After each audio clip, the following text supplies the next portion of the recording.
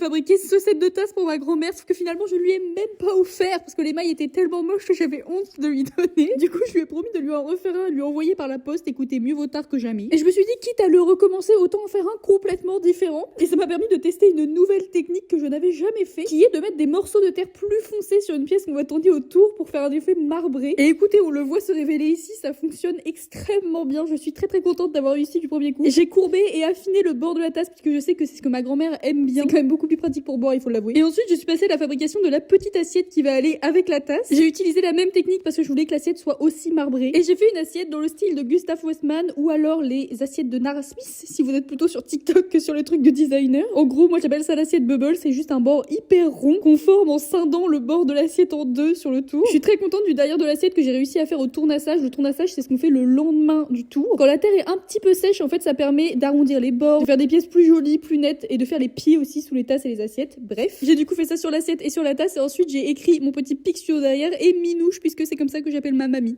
Voilà. Je suis ensuite passée à l'anse. Je savais pas exactement ce que je voulais faire, mais finalement je me suis décidée sur une anse ronde. Je l'ai rétrécie puisqu'elle était bien trop grosse au début et que la tasse ne passait même plus sur l'assiette, ce qui est un petit peu dommage quand même. J'ai coupé un des côtés du rond de l'anse pour que ça tienne beaucoup mieux sur la tasse. J'ai bien attaché ça en mettant un petit colombin de terre, c'est-à-dire un petit boudin. Et voilà le résultat final. Je suis vraiment très contente. J'espère que ça vous plaît et surtout que ça plaira à ma grand-mère.